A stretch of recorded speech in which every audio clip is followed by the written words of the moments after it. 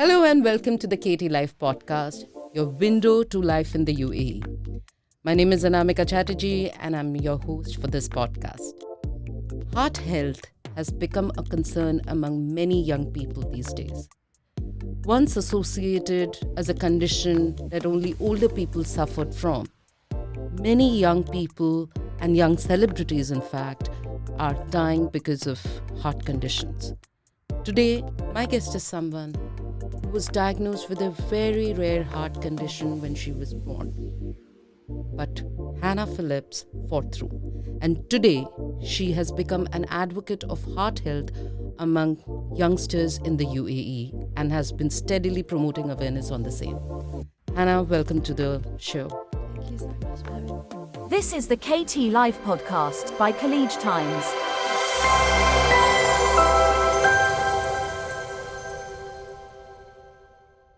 You were diagnosed with Epsteins Anomaly. What is this condition about? I was born 3 months prematurely and diagnosed at 6 months when actually I caught meningitis of the brain. So when I was first born, they had a murmur, which is very common in premature babies. And at 6 months, I caught meningitis of the brain. And that's the kind of thing that essentially saved me, because whilst they were digging deeper into that, they found that actually, as you said, I had a disease called complicated Epsteins Anomaly, which counts for 1% of all congenital heart disease. So it's quite rare. I like to be complicated and surprise the people around me. I wish I could sit here and give you loads of fancy scientific medical jargon, but I think I chose to kind of block that out and see how I could be fixed as opposed to going over and over the problem. And my parents really took over that side of things. But essentially it's to do with the size of the chambers in the heart. It's an issue with the ventricular valve. And I also had a hole in the heart and my blood, which meant that my blood was flowing kind of the wrong way around my body. So I had surgery quite young to rectify a lot of that and see and, hope for the best in terms of prolonging the life that I'm now living. How many surgeries did you have? I've had about 10, probably in the span of about 6 to 8 years. My most intense periods so I had my first big surgery in 2004 when I was 9 years old. That was open heart surgery. And then a couple of years later, I started to suffer from ventricular tachycardia, which is really fast heart rate. And unfortunately, it took about 4 tries of surgery to actually fix that. And those 4 surgeries were in the 5 years that I was at secondary school. So that was probably the most intense period of having just surgery after surgery and investigation and staying in hospital and being sort of an anomaly myself. And how were you managing your education alongside? To be honest, I think that was the hardest part for me. I was bullied in secondary school. Bullied? Yeah, there was a real lack of understanding. It's different, I think, if you come in with a broken arm or a broken leg or you're in a wheelchair. It's something that people can physically see. I feel sometimes when things are invisible, it's harder for people to understand because, you look at me and, it looks like there's nothing wrong with me, essentially. And when you're kind of battling that internally, and I was trying to grow up in the world and understand what this condition kind of meant for me, how I could navigate the world myself, living with that. And I had at that period a lot of time away from school. And I think often, in teens or in children, it was misunderstood in terms of, it's like a special treatment.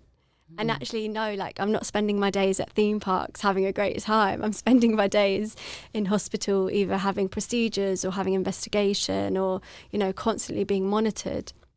So getting that balance right was really hard. And I think if I reflect on that period now, I feel like for me, there was almost some sort of addiction to my disease. Addiction to your disease? Yeah, in terms of being in hospital meant that I was safe. Being in hospital meant that no one would talk to me. I was okay there. I felt Did it also comfortable. become a safe space away from the bullying that you faced in school? Yeah, so it just became almost like a sanctuary, as weird as that sounds. I mean, addiction is a strong word to use, but it's the closest comparison I can kind of make. And, it was, I felt very comfortable being there. It was like my safety net. As weird as that sounds, it meant that I could get away from everything else. You know, when you're in hospital, everything else stops. Yeah. And just coming back to the bullying part of it, because bullying can really impact your psyche, your way of seeing the world. What would people tell you? I think it was sometimes the name calling, you know, like ambulance girl, or oh, you look really purple. When I was younger, I had very purple lips due to bad circulation. So I was compared to like this Smurf sort of figure. I remember one time being picked up and put in a bin as a joke because I'm very I'm very small and like compact, and people would just, you know, find it funny. And also, like, I love to take care of my body. You know, it's one thing that, you know, my condition has taught me that. And I really value that. And I'm not perfect. Nobody is. I still, you know, like to eat some junk here and there. But I really didn't drink. I didn't drink, I didn't smoke, and I didn't want to do any of that. I would never judge anyone who does. But that automatically, I found, excluded me from a lot of things, because I don't know if you become boring. You know, it's like, oh, you're not drinking, so like everyone else is, so maybe like I wouldn't get invited to things if there was alcohol or cigarette or whatever involved. And that for me was a little bit hard, because I'm someone, I feel like I'm bubbly enough to just be like, yeah, it's okay, like I'll have a Diet Coke and I'm fine. But I think it was either out of respect from them or out of sort of lack of understanding that she's okay to have a good time even if we're doing this. Like, I'm not here to judge anybody. But yeah, that was a big thing, sort of going into my teen years and even at uni. And it's this constant, like, you know, I would never ask you why you're drinking, but I would always get questioned like, oh, why are you not drinking? And it's like, I don't have to justify or explain myself. Yeah. And this impacts interaction with peers, right? Yeah, I kind of just became the mum of the group. You know, you end up looking after people, and if, you know, people get a little bit too out of control or whatever, which again is fine, I don't have any issue. But I don't know, I kind of felt that responsibility to do that, because I was okay, and it meant that I could drive people home and do that. And, you know, as much as that's great, I didn't want to spend all of my nights doing that. So then there were times where, you know, admittedly I would turn things down, and then, you know, okay, people might not want to invite you out if you're constantly saying no. So it was like this catch-22. But I think as I've grown older and there's become a bit more of an awareness of what alcohol can actually kind of do to your body, that's gotten better. And I think I'm braver in the sense of saying, like, it's okay, I can come out. Like, I do want to come out. It doesn't bother me what you guys are doing. It's just the choice that I've made, and I'm not going to sit here and justify myself. And I'll come out and have a good time, and when I'm ready to leave, I'm ready to leave, and that's okay. Coming back to the surgeries that you had, can you describe them in some detail? Because I know that those are very complicated surgeries. Yeah. So there were two that really stick out for me, and for different reasons. The first one was in 2004 when I was 9, my open heart surgery. You're talking a 10-hour surgery. You're talking a time where I think my parents thought they were going to lose me. You know, you're very small at that age. And at that point, open heart surgery was not this big thing. You know, it was done. Among youngsters, yeah, especially. Exactly. And, you know, but it wasn't common knowledge, I'd say. Like, we trusted the surgeons and everything, of course, but there's a lot more awareness of that kind of procedure now, and I know a lot more people that have kind of gone through that. I know that definitely took its toll on my parents as well, and my siblings at that time. You know, it's a lot of intensive care, it's a lot of recovery, it's 3 months coming home, you know, and not being able to go to school, and you're kind of finding that balance between, like, healing and wanting to get back into the real world.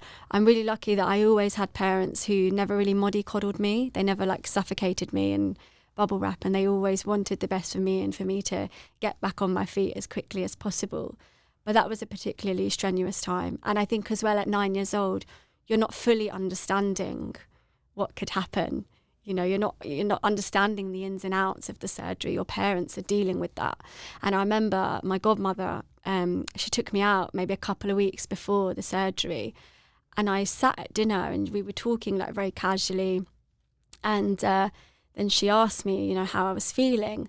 I think it's the first time at 9 years old I kind of just looked at her and I said, what if I die? And, for everyone around me, that's really hard. And they kind of did that purposefully. I think they wanted me to be able to get my feelings out because I hadn't until that point. But it was this realization that, the outcome may not be what we want. And how do we deal with that then? So I was grateful for that opportunity. And luckily everything went well. It was difficult, but play has always been a really big part of my life. And my dad has got an incredible sense of humour, and he carried that throughout. So my mum's very logical in those situations and caring. My dad is too, but he's just very funny, and that always helps. And then the second surgery that really sticks out for me, I think this is when I started to realise that the older you get, the more your body changes and the more you need to listen to it in terms of you're not necessarily going to bounce back as quickly. So I had a first pacemaker insertion How old were you? I was 16 in my first one. So I had it in 2011 and that went really well. It was great. I thankfully had it for 10 years, which is an amazing time to have a pacemaker, length of time. And in 2021, in June, actually just before moving here. So I was due to move to Dubai in the August and I collapsed at work and it became very clear quite quickly that my pacemaker was no longer functioning to the capacity that it should be. And my surgeon just sort of said to me, it wouldn't be right for me to let you go abroad without trying to fix this issue first. So I had my second pacemaker insertion in July 2021, which was incredibly stressful. Because everything happened so quickly. I didn't have time to process. Where did the surgery take place? So this was in the UK, in St Thomas Hospital, near Westminster. So beautiful views, which is amazing. But unfortunately, it was a time, they always get you to sign consent forms when you're having a surgery. And I went in, signed it. You're kind of agreeing that, death could be the worst possible outcome. And for me, that's a little bit crazy, but hey ho, you do it. And I woke up in absolute agony. And I knew, when you're having a surgery, that to an extent, you're going to be in pain when you wake up. It's normal, standard. But there was something in me that was like, Hannah, something's gone wrong. There's something's not right. And for 24 hours, I remember I just kept telling my mum and the doctors, I'm not okay, something's gone wrong. And it was oh yeah, you've just been bruised, you're fine, your body's just adjusting. And the following morning, you always get sent for an x-ray to kind of check the placement of the pacemaker. And I just begged the doctor, I said, I'm telling you, I'm not okay. And went down for the x-ray and lo and behold, he came back up. And he closed the curtain straight off. And I just knew, my gut was just okay, you're right. And unfortunately, there'd been a complication. And my left lung was 75% collapsed. And it was just the most horrific experience because there were two ways of dealing with it. One was to manually aspirate the air out. And the second one was to go and have a drain put in, go back down to theatre. And their preferred option was to manually do it because I was, you're at risk of having anaesthetic again. They didn't really want to put me in that position and they wanted the air out quite quickly. So I had a manual aspiration, which you're fully conscious for. I can't describe that sort of feeling. It was, props to my mum actually for kind of witnessing that. And, I think sometimes I forget just how brave my parents have to be in order to get me through the process. So that was very traumatic, mentally, physically. I still managed to move here in the August. August 2021. Yeah, August 2021. And did this condition also inform the choice of profession you would take up, which is teaching? Yeah, I think it was my love of play. There's a real innocence in children that I've always adored. They are here, they're like the shapeshifters of our world and they're navigating it in the most beautiful way. And because I had grown up in the hospital system, I had access to kind of play therapy and school in hospital, which I'm extremely grateful for. But it kind of pushed me to want to work with that age group from like a play-based point of view. That play has the opposite frequency to trauma, and it can help drag us out of that, you know, provide a bit of hope. And to surround myself in that every day is really wonderful.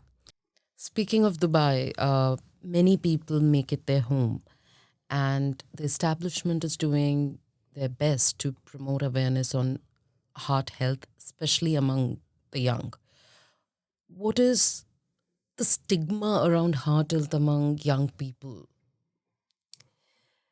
I think it's, you know, what you were kind of saying in the beginning, it's very much linked to older people.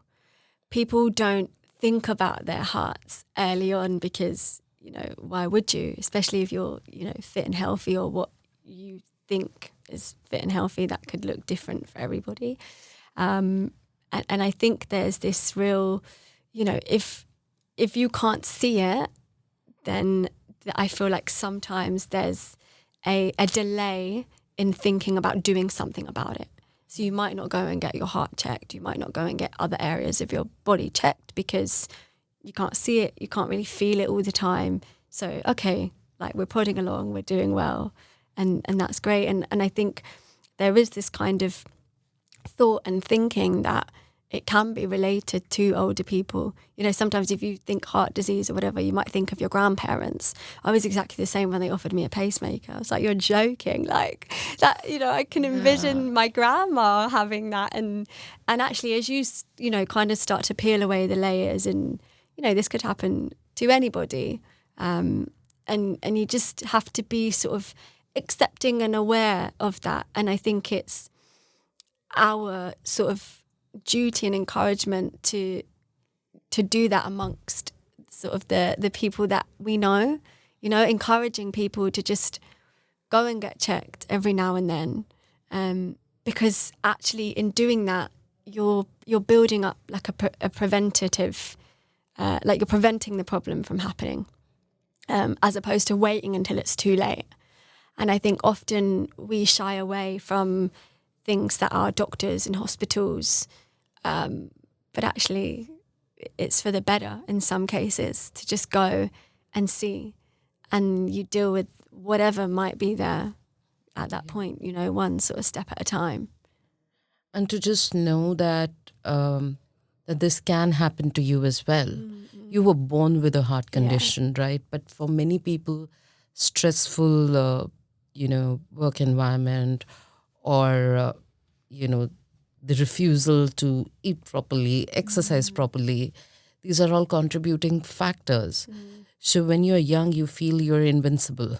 Yeah, and that's right? it. And there's nothing wrong with that feeling. That's also really beautiful. But I think too often we assume that everything is going to be okay. And I think sometimes it's good to strip back and just think, okay, maybe I should just go and get checked, because, you know, it's like an MOT for the body. You know how you would service and MOT your car? Sometimes it's actually just good to go and do that, you know, for your heart health. And I think as well, when you're talking about, you know, the stress factors that we now kind of live in this society, I think that's impacting young people more and more. You know, mental health needs, and, you know, having a lot of access to social media and phones and screen time and all of this. And it's about understanding that each body will function in its own unique way. Yes, but that doesn't mean that something couldn't happen to you. Like, I've had friends who, you know, message me and they're like, oh, I've been to the doctors and they've said this about my heart, or, you know, can you tell me what this means? Or I've had friends send me little screenshots of like ECGs that they've been for because they feel their heart fluttering or whatever. And it's like, oh, can you check this? And, you know, they're like, oh, I never thought this could happen to me. And that's the kind of, well, actually, yeah, it can. And that's not to say that we should live life walking on eggshells, expecting some sort of disaster to come out of whatever we're doing, but just to have the thought, because essentially, you know, that's caring for your body. You're not doing it any harm by just going and having an ECG, or going and having an echo, and just generally being a bit more aware. And say you don't feel like you're at that point yet where I'm going to go into a hospital and have like what I would call an MOT. But it could be that, you become more conscious of what you're eating. You stop. I always try and encourage my friends to just like stop and have a moment with their heart, like just tuning into your body is equally as important. And I think with social media, there's such an overload of information sometimes. And I feel like it has to get to a point where you have to just filter all of that out and do what's right for your body. There are people from all angles telling us what we should eat, how we should exercise, how intensely we should exercise, how often we should do it. And that's really great that all of that information is there. But also we have to understand that we function as individuals, and that what that person is saying might be right for somebody, but might not be right for you. And that's okay. You're allowed to strip back and pick out the things that are working for your body and keep moving in that kind of way. Like with me, for example, I can't do high intensity workouts. I have to do resistance. And I do a bit of cardio because it's good, but the rest of the time I prefer weight resistance. And it took me a lot of trial and improvement to get to that point. Strangely, a lot of Indian celebrities, I remember there was a very famous television actor who passed away while working out. And that is also another aspect of heart health. You need to know how much workout is too much workout, how much your own body permits it, and to get regular checkups done from time to time. When you move to Dubai, usually parents are very protective, and with the kind of condition and journey that you've had, I'm sure yours must have wanted to keep you around, right? Did Dubai turn out to be a very liberating experience for you? Yeah, it was like this to and fro experience, I think. They were kind of like, yeah, go out into the world, like they always have been. But also here, the health system is very different in terms of it being, private. And, I was so lucky to have, the national healthcare system back home. And now I'm so grateful for that. I took it a lot for granted when I was there. So I think that element of it, like, how do we navigate? Like, how do we find you a cardiologist? How do we find you a good GP? How do we know that you're going to be in safe hands? It came more from that angle. And also I realised I had to make my own family here, because back home, my family would stop and drop everything to come and be with me if need be in the hospital. And here in the first few months, I had just had surgery and it was rocky territory. So I had to build that for myself very quickly, and I'm lucky that I have been able to and find that sort of community that I know will show up if I am having an issue. And it's taught me a lot, because I have had hospital admissions here, had my appendix taken out here, I've had different sort of tachycardia and health issues with my heart here, and navigating that space is just completely different. So it's teaching me a lot about myself and about different healthcare systems and how they run. And I don't know, just the work that doctors and nurses do, like, it always ceases to amaze me. I came from a team that I had known my whole life, and kind of moving over to being like, oh my gosh, I feel like I'm handing myself over to strangers again. But I've always felt very welcome. I just think it's about, you having an understanding. I think that was the biggest thing. I had to have an understanding of my own health to be able to kind of move to the other side of the world, because not everybody knows this condition. Not everybody knows me. And then you become the biggest advocate for yourself. And that's when I started to realise that here, there wasn't a lot of noise about heart disease. There wasn't a huge amount. And that's when I was like, okay, I think this is something I really want to be involved in. And I really want to try and raise that platform in general, because it is really, really important. What has living with Epstein's Anomaly, has it given you a new perspective on life? Yeah, I think it's made me very resistant to things. It made me very sensitive. I'm a very sensitive person, like emotionally. but that's never bothered me. And also it's taught me that the healing can be just as painful as the sort of procedure or storm that you've been put through. And it's this constant progression and development. And I think ultimately my heart encouraged me to give to a capacity that I love being involved with charity work. I love encouraging and speaking about it. And, you know, for some, I understand that's really not easy. If you've been through something traumatic, it's not easy to always sit there and talk about it. But for me, it pushed me to become a voice for people that didn't feel like they could do it. And we are so glad that you're doing that job. Thank you. Thank you so much, Hannah. Thank you so much for being part of the Katie Life podcast. Thank you for having me. It's been great. The journey to a good life begins with a healthy heart. And don't take that for granted. Please let us know what you thought of this extremely insightful episode with Hannah Phillips on the social media channels of Khaleej Times. Till then, with cameraman Shihab and producer Phil Green, this is Anamika Chatterjee signing off.